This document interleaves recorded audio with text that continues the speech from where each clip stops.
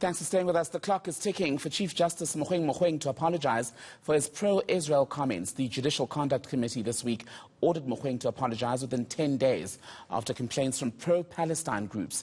At a webinar hosted by the Jerusalem Post in June last year, the Chief Justice said that South Africa would do well to consider adopting a more objective stance on Israel and the Israeli-Palestinian conflict. He's since been found guilty of misconduct for willfully wading into political controversy, with remarks questioning South Africa's foreign policy on Israel.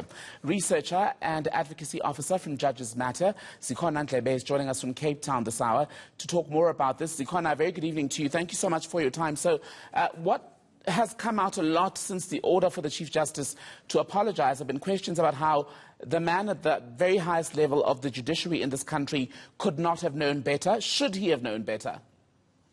Definitely, the Chief Justice should have known better. So the complaint is that he has, participated in political controversy. That's the complaint. And his defense has been that it was a religious statement that he has made. But at the end of the day, we need to note that there are three arms of the state. It is the judiciary, the executive, and the legislature. And the Chief Justice has extended to a different territory, which is that of the executive. And this is something that cannot be accepted from a Chief Justice. And where is the line between his Chief Justice position and remarks that he's allowed to make in his personal capacity? How clear a line is that?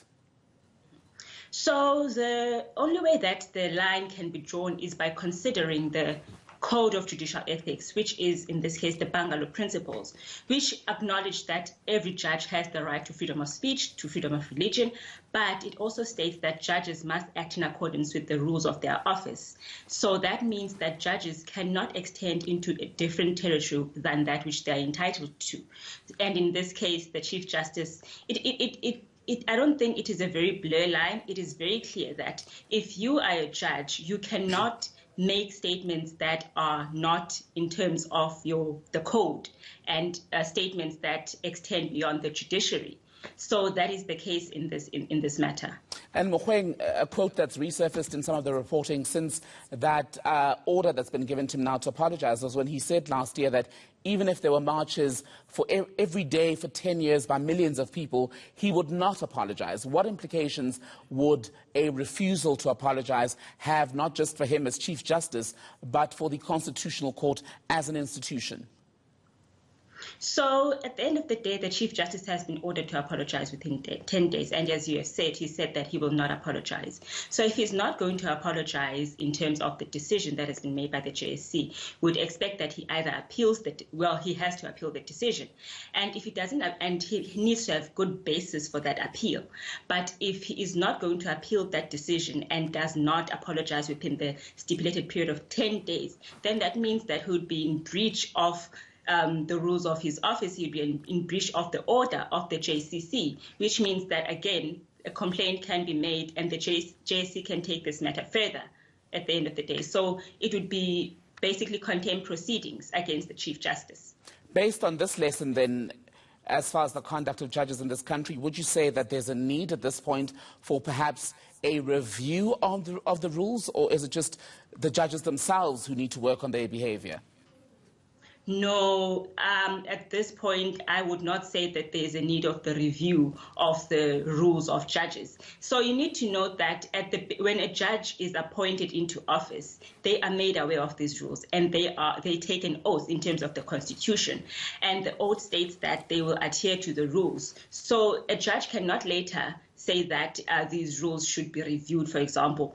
And these rules, they are clear. And I think the basis of these rules is to ensure that at all points in time, judges adhere to those rules and they act in a manner that will not be perceived as creating controversy or partiality in the office of the judiciary or within the judiciary. And a defiance of an order to apologise then by the Chief Justice, like I was saying, the man at the very top of the country's judiciary. Do you think that would encourage similar behaviour from judges and magistrates right across the country?